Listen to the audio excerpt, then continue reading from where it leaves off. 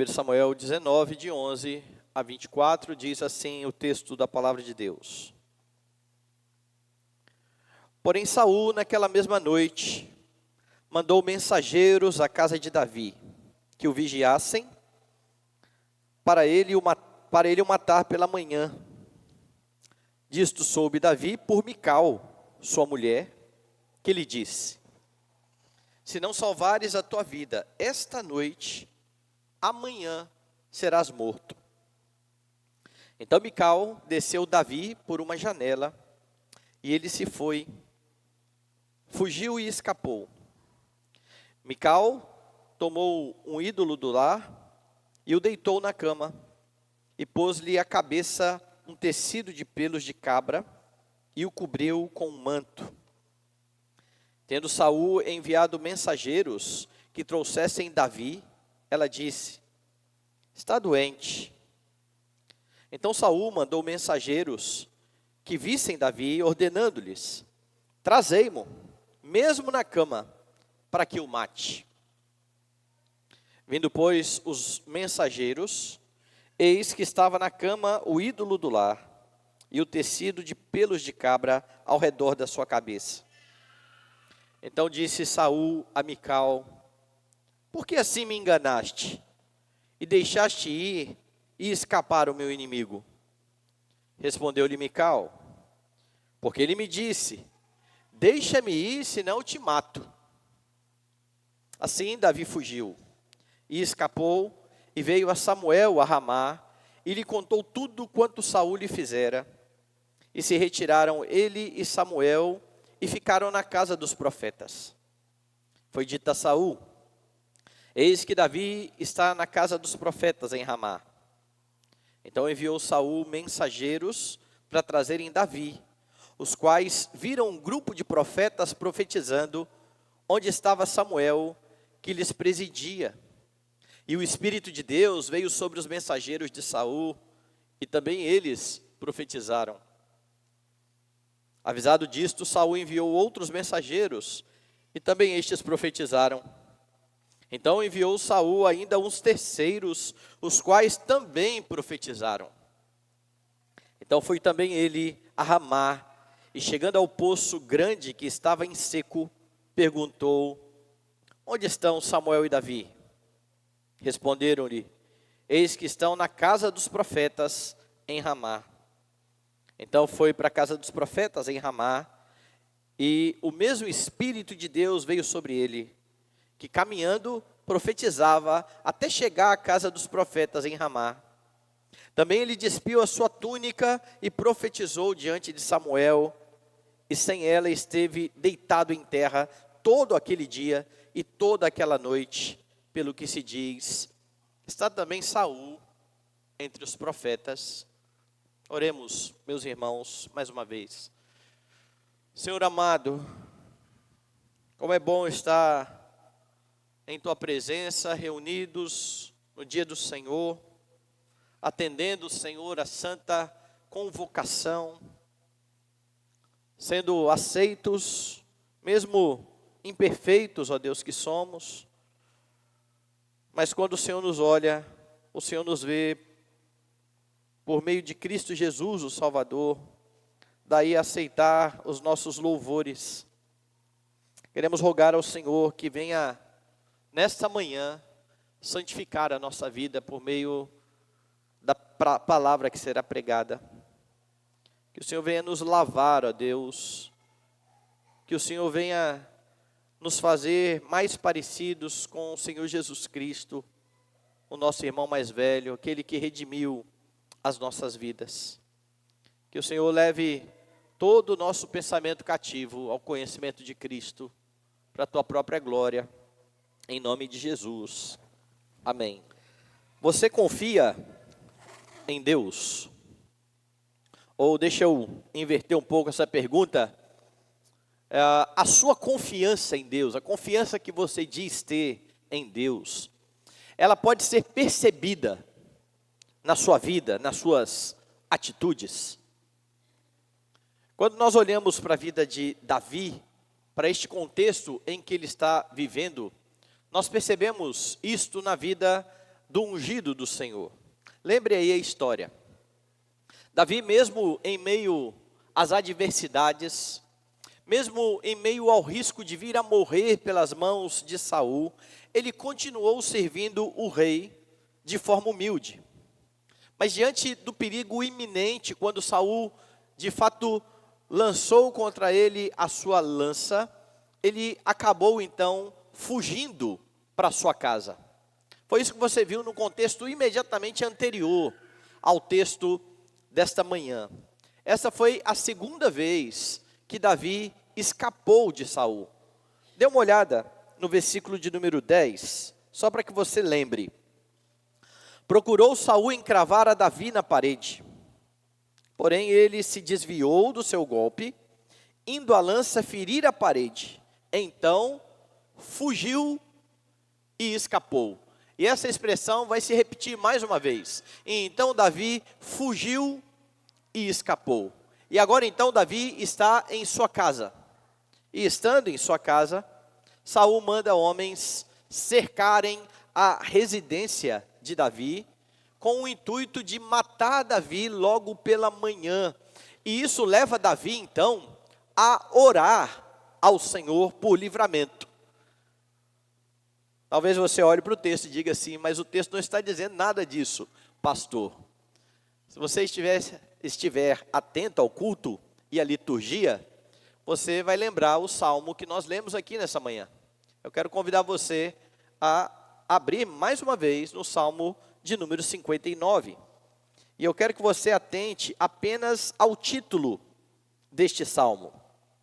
Lembre-se que o título do salmo não é esse que aparece em negrito aí na sua Bíblia. O que aparece em negrito na sua Bíblia é o título que foi dado pela Sociedade Bíblica do Brasil. Esse título não pertence ao texto bíblico. Mas o título imediatamente abaixo desse, que vem em itálico, e que geralmente os crentes pulam na sua leitura, esse é o texto inspirado. Esse pertence ao Salmo. Então veja o primeiro versículo do Salmo, primeiro na versão hebraica do Salmo. Ao mestre de canto, segundo a melodia não destruas, hino de Davi, quando Saul mandou que lhe sitiassem a casa para o matar. É esse o momento que está acontecendo lá em 1 Samuel. Saul manda os seus homens estarem em torno da casa de Davi, e esse é o contexto histórico para este Salmo de número 59. No texto de Samuel, você percebe um contraste entre o Deus de Davi e os falsos deuses ou os ídolos.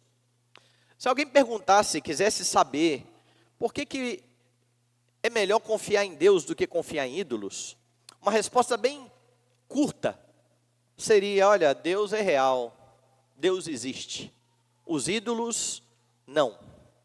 Mas o texto ele fornece algumas razões interessantes e importantes para que você saiba disso. Essa narrativa então é útil a fim de demonstrar por que você deve confiar em Deus e não nos ídolos. Esse é o ponto aqui. Por que você deve confiar em Deus e não nos ídolos? E a primeira resposta a essa pergunta é que Deus é poderoso para cumprir os seus propósitos. Você deve confiar em Deus, porque Deus é poderoso para cumprir os seus propósitos. Perceba aí que Deus, por meio de Samuel, havia ungido Davi como rei de Israel. Entretanto, esse momento da coroação ainda não é chegado. Saul está no trono. Deus ainda não cumpriu o seu propósito. Entretanto, é propósito de Deus levar Davi ao trono. E agora, aquele que será levado ao trono está correndo o risco de morte nas mãos do próprio Saul. Saul está irado. Saul pretende mais uma vez matar aquele que ele agora vê como um rival. Se antes o seu olhar para Davi era um olhar condescendente, porque ele via utilitarismo em Davi, ele via que Davi serviria para alguma coisa para ele. Agora ele enxerga Davi como seu rival.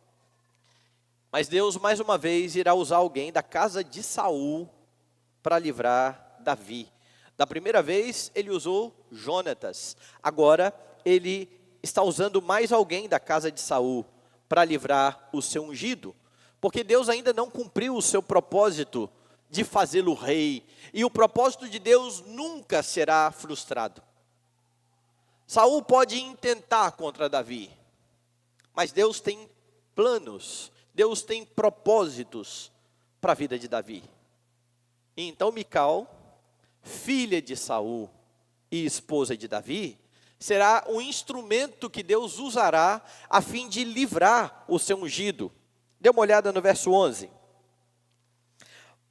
Porém Saul naquela mesma noite mandou mensageiros à casa de Davi que o vigiassem, para ele o matar pela manhã.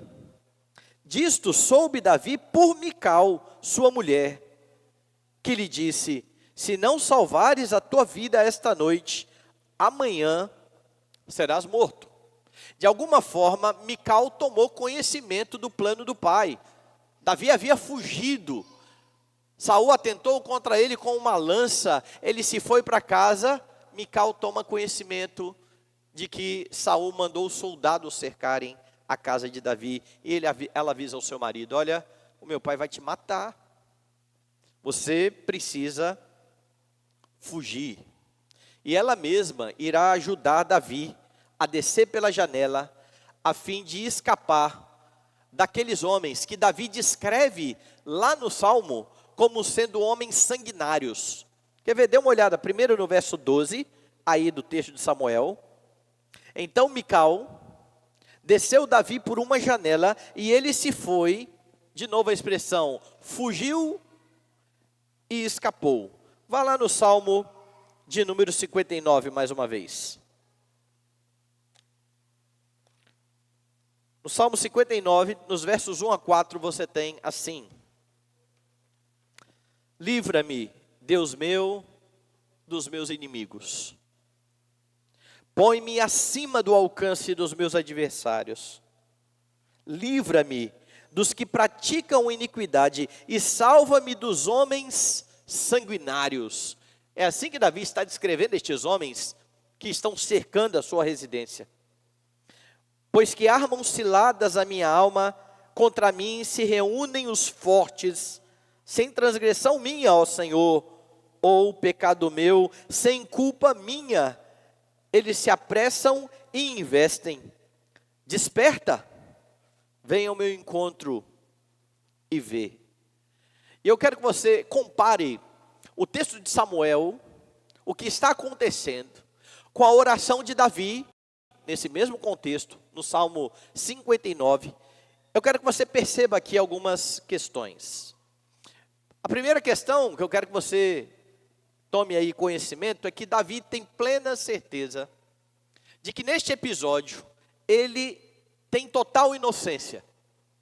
É isso que ele está falando no Salmo. Eu não fiz nada, os homens estão me cercando sem pecado meu, sem culpa minha. Então, quando Davi se dirige a Deus, ele se dirige com uma convicção: eu sou inocente, eu estou sendo perseguido sem razão. Há uma segunda questão: Davi está plenamente confiado em Deus. Ele ora a Deus, ele se aproxima do Senhor em oração e coloca diante do Senhor a sua causa. Um terceiro aspecto: a confiança que Davi tem em Deus não leva Davi à passividade. Ele não diz: olha, o que tiver de ser, será. Eu já coloquei a minha causa na mão de Deus, eu não preciso fazer nada. Ele está fugindo. Mais uma vez, ele está fugindo. Mais uma vez, Davi não está aqui desnecessariamente arriscando a sua vida, por mais que ele confie em Deus, e ele confia. E essas questões são muito importantes de serem notadas. Porque a parte A, lá do verso 18 de Samuel, volte lá, demonstra que Davi foi ouvido em sua oração. Diz assim: assim, Davi fugiu e escapou. Ele pede livramento, Deus dá a ele livramento. E você aprende algumas coisas, então, muito importantes aqui, acerca de por que confiar em Deus e não nos ídolos, e quais as implicações disso. Quando você coloca a sua causa diante do Senhor, quando você ora a Deus, você precisa avaliar o seu coração, a fim de verificar se aquilo pelo qual você está passando, se a tribulação que você está enfrentando, não é devido a algum pecado seu, ou se é porque você não está colhendo de fato um fruto de um pecado seu. Como eu disse, Davi, ele ora a Deus pedindo livramento, com total convicção de que ele não tem culpa. Senhor, eu sou inocente. E se você não verificar o seu coração, a fim de pensar se nesta circunstância que você se encontra, você não está simplesmente colhendo o fruto das suas escolhas erradas, dos seus pecados, você vai pedir a Deus que livre você da consequência do seu pecado, ao mesmo tempo em que você não pede perdão a Deus pelo que você está fazendo diante dele. E infelizmente tem muito crente assim. Tem muito crente que se encontra em momentos da sua vida que estão atribulados, mas isso é devido às escolhas erradas que fizeram. Sejam elas em relação à família que você entrou, a maneira como você estabeleceu o seu casamento, o emprego atual que você está, o local onde você mora, a circunstância de vida em que você está vivendo. Muitas vezes você pode estar nesse local, nessa circunstância, por conta de escolhas erradas. E aí então você diz: Deus, me livra disso, sem considerar a sua culpa. E eu não estou dizendo que você não pode orar a Deus que livre você destas coisas. Você pode fazer isso. Não antes de pedir perdão a Deus. Senhor, me perdoa. Eu me encontro nessa situação porque eu pequei contra o Senhor, porque eu transgredi a lei do Senhor, porque eu não confiei no Senhor, e agora eu me encontro numa situação desesperadora. Senhor, me livra dessa situação. Mas você já reconheceu sua falta. Davi, quando coloca a sua causa diante de Deus, ele está bem convicto: eu não fiz nada para estar nisso aqui. Eu não provoquei Saul. Eu não fiz nada para que ele me perseguisse. Então você coloca a sua causa diante de Deus, avaliando o seu coração. Mas se ao avaliar o seu coração, você verificar que da mesma forma que Davi não tinha culpa naquele momento, naquela circunstância, você também não pecou para estar enfrentando a circunstância que você vive no momento. Então ore. Ore certo de que o Senhor cumprirá o propósito que Ele tem para você.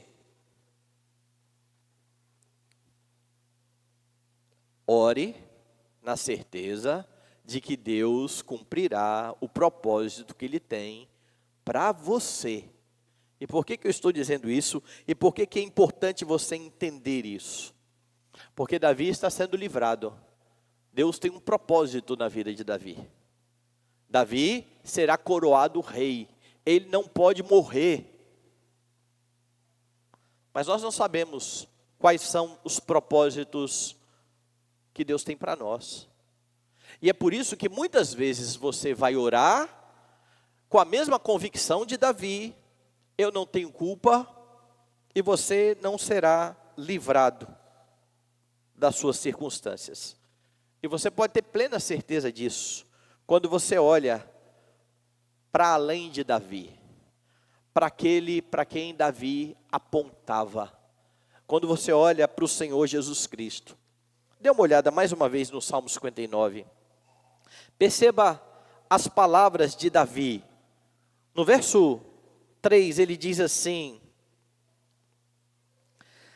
pois armam ciladas a minha alma, contra mim se reúnem os fortes, sem transgressão minha, ó Senhor, ou pecado meu, sem culpa minha, eles se apressam e investem. Davi está dizendo: eu não tenho culpa nesta circunstância, mas aquele para quem Davi aponta, Senhor Jesus Cristo, não tem culpa alguma e pecado algum, em nenhuma circunstância. Jesus nunca transgrediu a lei. Então, se Davi, nesse momento pontual da sua vida, pode dizer: eu não tenho culpa, quanto mais o Senhor Jesus Cristo, diante daqueles que querem tirar a sua vida, eu não tenho culpa. Mais do que Davi, Jesus era completamente inocente em tudo aquilo que ele fez. Contudo, Davi foi salvo para que Deus cumprisse o propósito de fazê-lo rei. Jesus foi levado à cruz, a fim de que o seu povo tivesse redenção. Jesus também orou ao Pai. Abra sua Bíblia em Marcos, capítulo 14.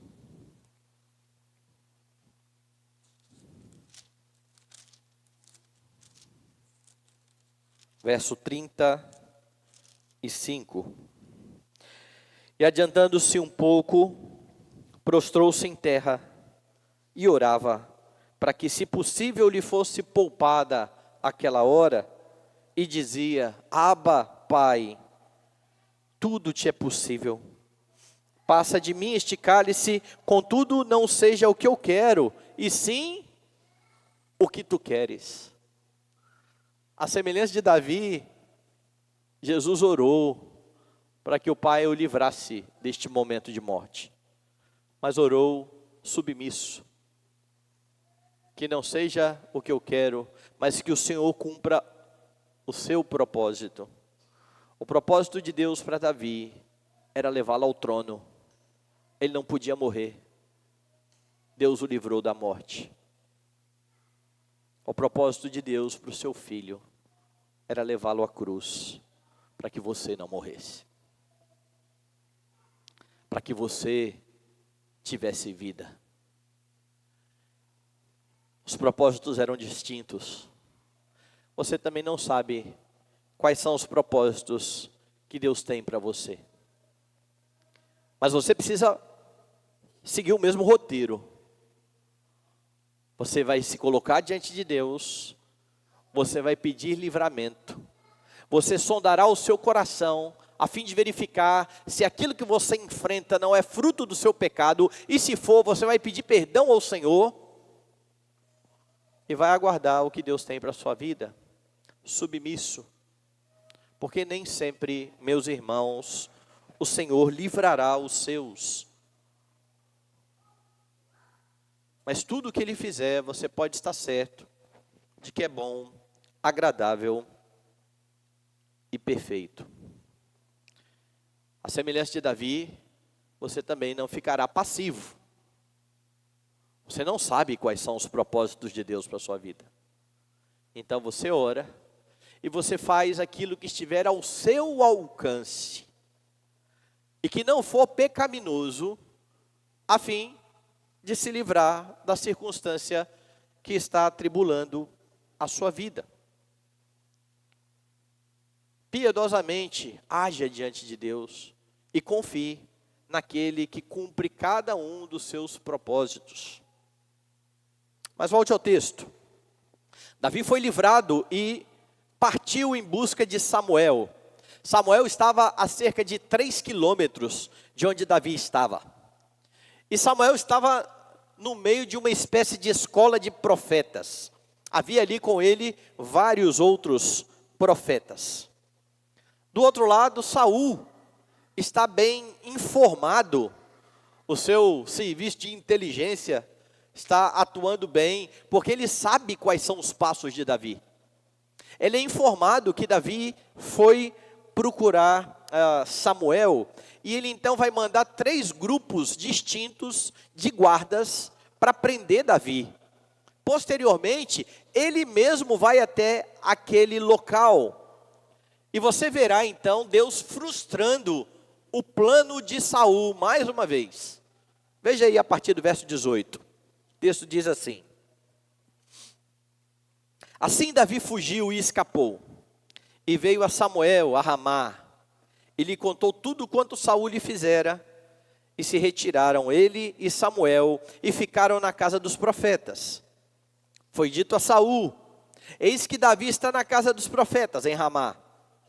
Então enviou Saul mensageiros para trazerem Davi, os quais viram um grupo de profetas profetizando onde estava Samuel, que lhes presidia, e o Espírito de Deus veio sobre os mensageiros de Saul, e também eles profetizaram. Avisado disto, Saul enviou outros mensageiros, e também estes profetizaram. Então enviou Saul ainda uns terceiros, os quais também profetizaram. Então foi também ele mesmo a Ramá, e chegando ao poço grande que estava em seco, perguntou: onde estão Samuel e Davi? Responderam-lhe: eis que estão na casa dos profetas em Ramá. Então foi para a casa dos profetas em Ramá, e o mesmo Espírito de Deus veio sobre ele, que caminhando profetizava até chegar à casa dos profetas em Ramá.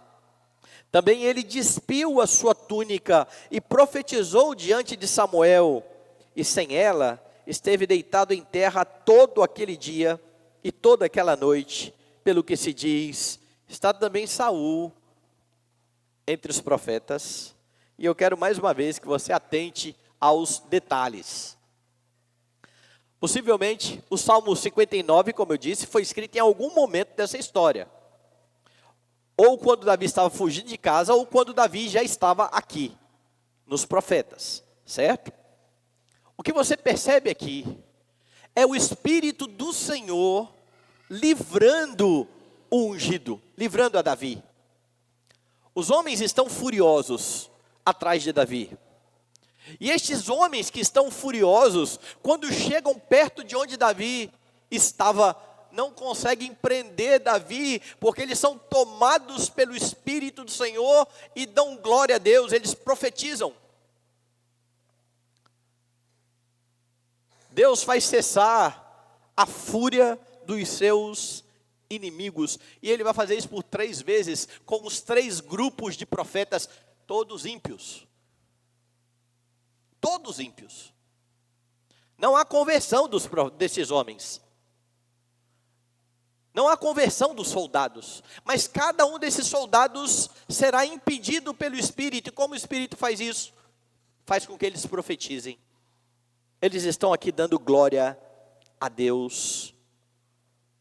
Matthew Henry, ele faz um comentário bastante interessante sobre essa passagem. Ele diz assim: Deus mostrou como Ele pode, quando lhe apraz, imprimir um respeito, mesmo sobre o pior dos homens, pelo testemunho da sua presença na Assembleia dos Fiéis, e forçá-los a reconhecer que Deus está verdadeiramente entre eles. Não há homem que possa frustrar os propósitos do Senhor. Se você quiser lembrar de como Deus faz isso, lembre-se aí do profeta Balaão, contratado para amaldiçoar o povo de Deus, e ao abrir a sua boca, o que ele tem a fazer é pronunciar bênçãos. Deus não permite que Balaão pronuncie maldição sobre Israel. O rei fica enfurecido, fica doido. Que negócio é esse? Fala: eu não consigo. Deus não deixa. Porque Deus cumpre os seus propósitos, meus irmãos. E pior, Deus faz o mesmo com Saul. O primeiro grupo de guardas vai, profetiza. O segundo grupo de guardas vai, profetiza. O terceiro grupo de guardas vai, mais uma vez, eles estão profetizando. O próprio Saul vai lá e Deus então toma mais uma vez Saul e ele profetiza. Mas aqui você precisa atentar para os detalhes. No finalzinho eles vão perguntar: está também Saul entre os profetas? Volte lá no capítulo 10.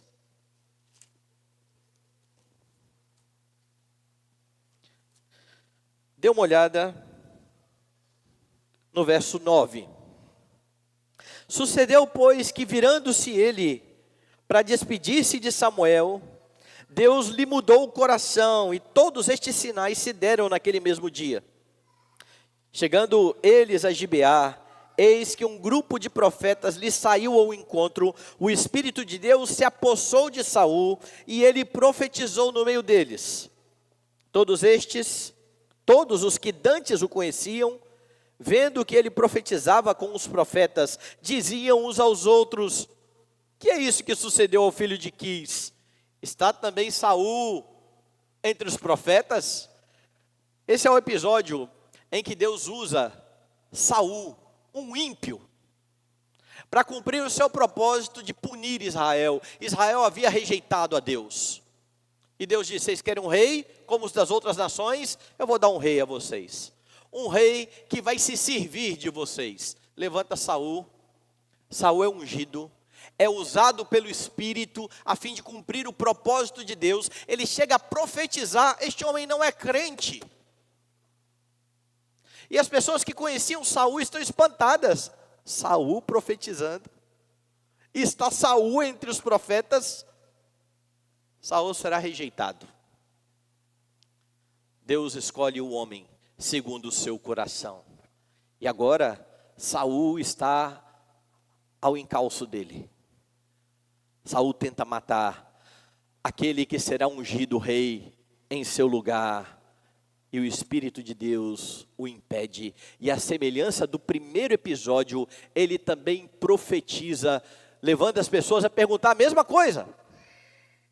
Está também Saul entre os profetas?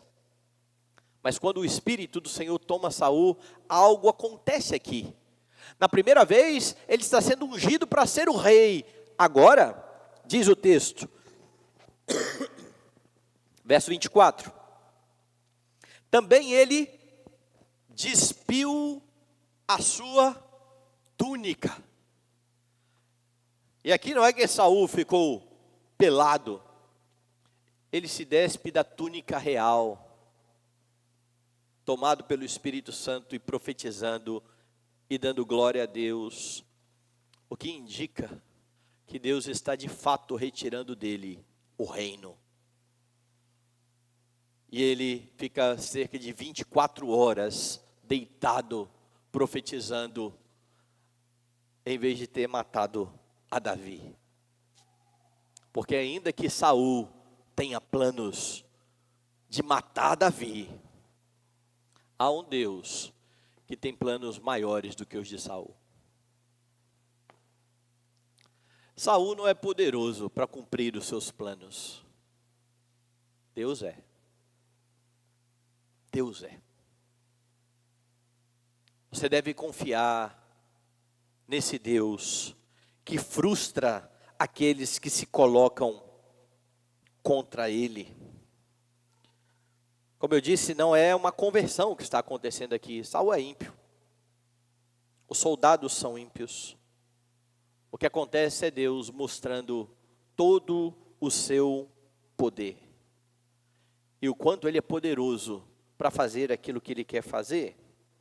Deus soberanamente, meus irmãos, cumprirá cada um dos seus planos. Confie nisso.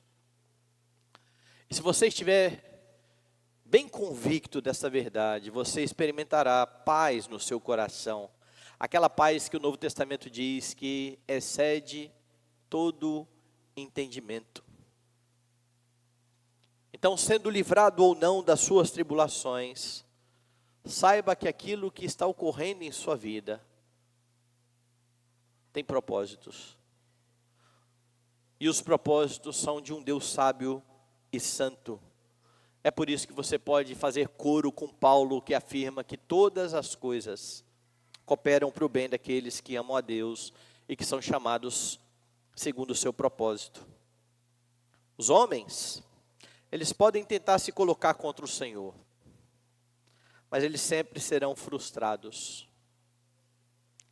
No último dia, todos os ímpios que estiverem contra o Senhor, prostrados estarão diante de Cristo, declarando o seu senhorio. O Senhor Jesus foi entregue, foi morto, segundo o propósito de Deus, mas Ele também ressurgiu e virá para julgar vivos e mortos. Quem não beijar o Filho, sofrerá grande dano. Saiba que a história está nas mãos do Senhor. Você deve confiar em Deus e não em ídolos, porque Deus controla a história. Ele cumpre os seus propósitos, mas há mais uma razão no texto. Você deve confiar em Deus e não em ídolos, porque os ídolos, por não existirem, são inúteis. Perceba o que vai acontecer aqui no texto. Os ídolos, meus irmãos, os falsos deuses, só existem na imaginação dos adoradores, na fé dos adoradores. Eles são produto da imaginação humana, do coração corrompido pelo pecado. E muitas vezes, aquilo que é imaginado no coração ganha forma e é esculpido. E é um desses ídolos que ganhou forma e foi esculpido, que foi usado por Mical em seu plano de livrar Davi. Então lembra aí que Saul, quando deu Mical para ser a esposa de Davi, tinha esperança de que Mical fosse uma armadilha para Davi. Em que sentido? Mical confiava em ídolos. E isso se mostra verdadeiro quando você percebe dentro da casa dela, do quarto dela, uma imagem de escultura. Ela não era uma crente fiel como Davi ou como seu irmão Jonatas. Se você olhar para o capítulo 18, você vai lembrar isso, no verso 21. Disse Saul: eu lhe a darei, Mical, para que ela lhe sirva de laço, e para que a mão dos filisteus venha a ser contra ele. Mical cria nos ídolos, mas ela usa um destes ídolos para enganar os guardas. Dê uma olhada no verso 13, até o verso 14. Mical tomou um ídolo do lar, e o deitou na cama, e pôs-lhe a cabeça um tecido de pelo de cabra, e o cobriu com um manto. Tendo Saul enviado mensageiros que trouxessem Davi, ela disse: está doente. Então era uma imagem grande, que ela deita na cama, cobre, e os homens que chegam acham que ali há um homem deitado. E a ironia aqui, meus irmãos, é extraordinária.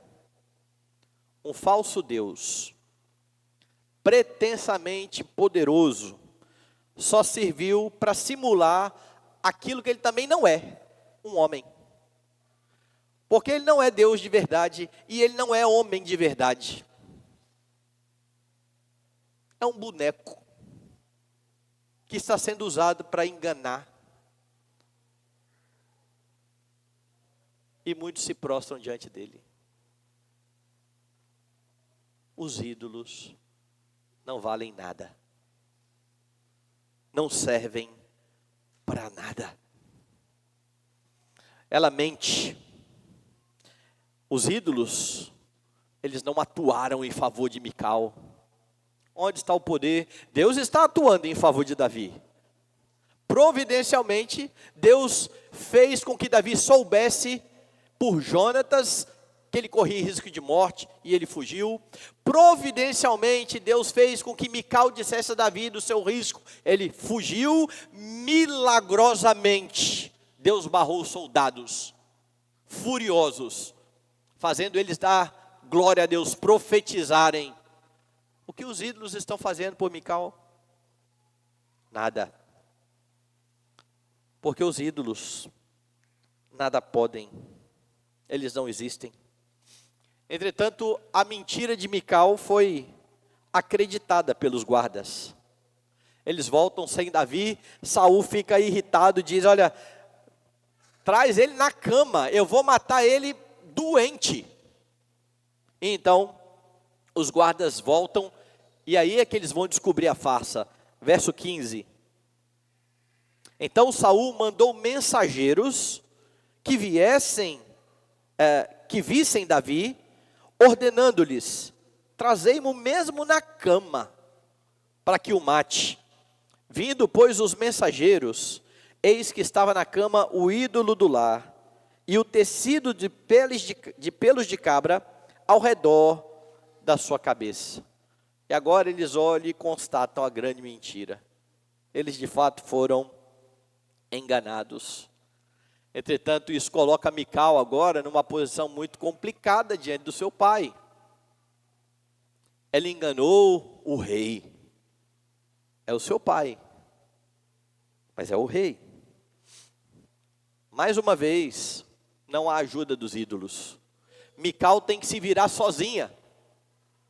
Isso vai acontecer com todos os idólatras. Eles vão colocar a sua imagem de escultura, vão acender vela, vão rezar e vão ter que se virar sozinhos. Não há poder neles. E então, querendo se livrar do seu pai, ela mente, mais uma vez. Ela já havia mentido, dizendo que Davi estava ali na cama.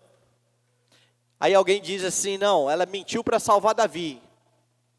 Davi já tinha ido embora. Ela salvou Davi, descendo Davi pela janela. Já salvou Davi. Quando ela coloca o ídolo lá, não é para salvar Davi.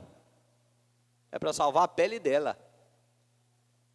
E agora, mais uma vez, para salvar a pele dela, porque Davi já está longe, ela que está temerosa, mais uma vez, ela mente, e pior, veja a mentira, verso 17.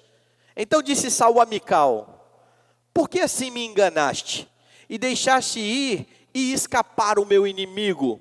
Respondeu-lhe Mical, porque ele, Davi, me disse, deixa-me ir, senão eu te mato. Ela quer ajudar Davi ou ela quer lascar com a vida de Davi de vez? Porque se o rei já está virado com Davi, vendo ele como rival, agora ele tem a notícia de que Davi tentou matar a filha dele. O rei agora tem um grande motivo para matar Davi mesmo. Que negócio é esse de falar que vai matar minha filha?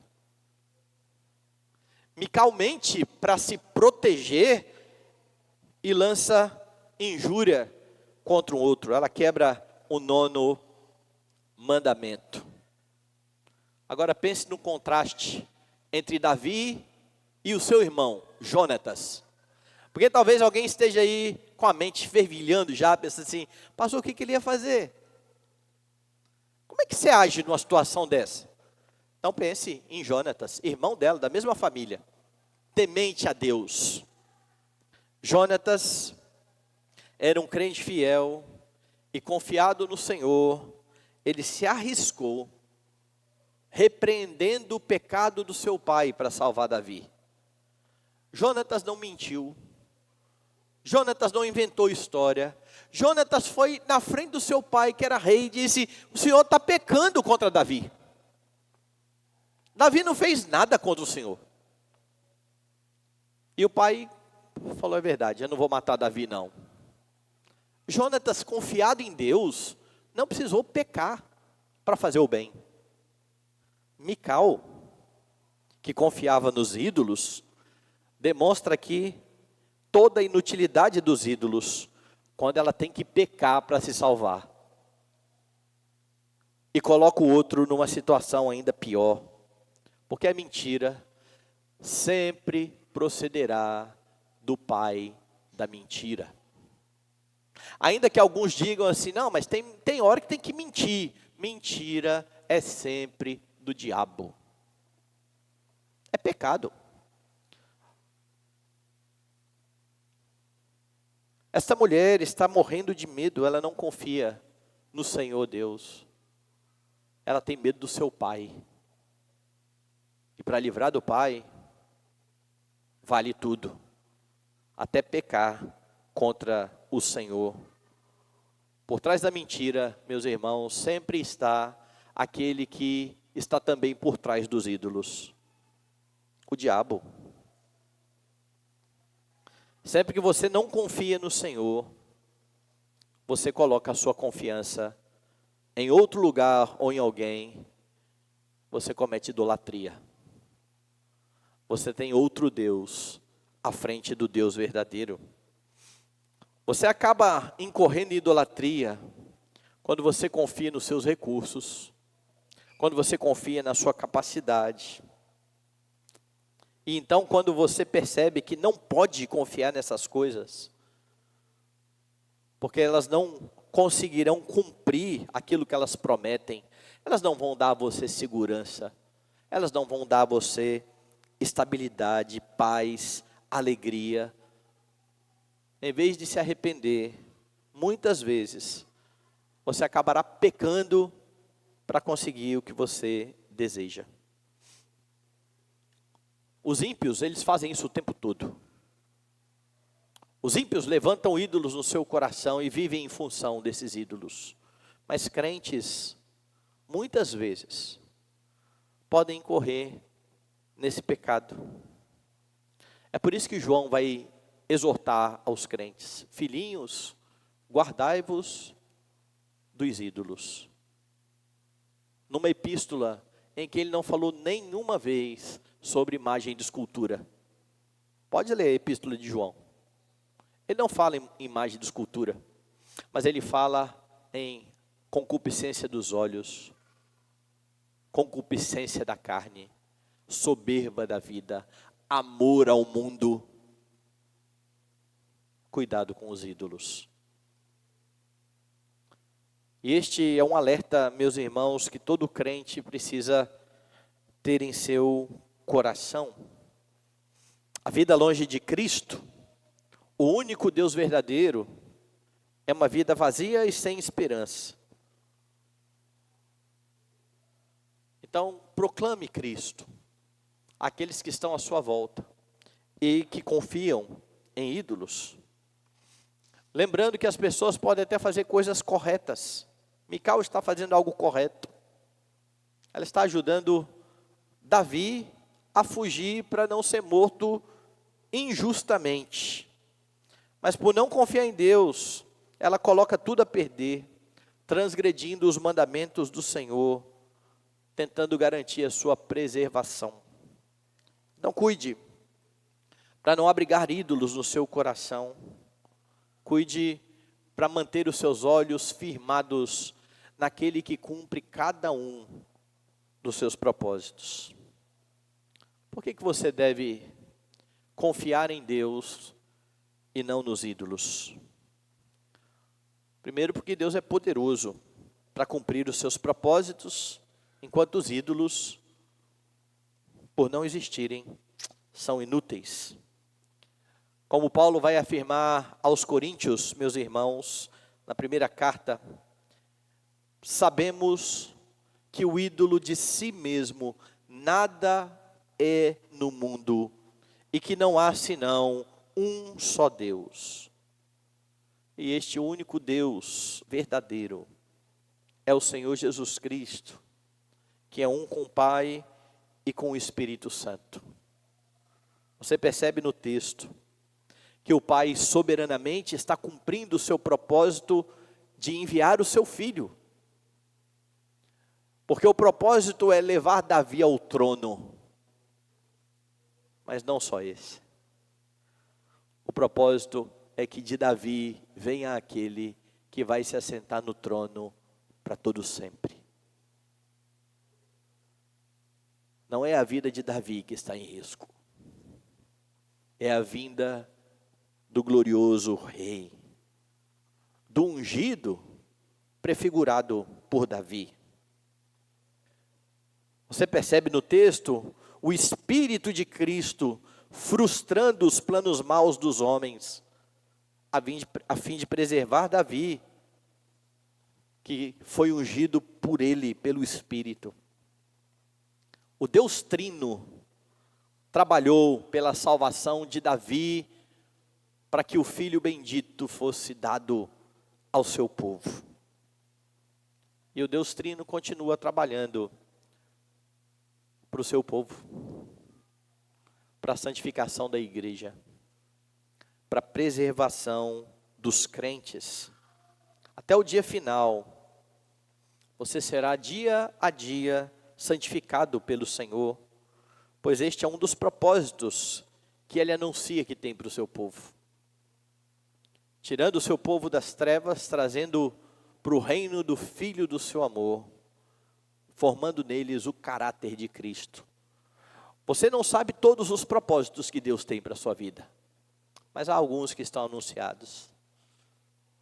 Ele fará de você santo, como Cristo é santo.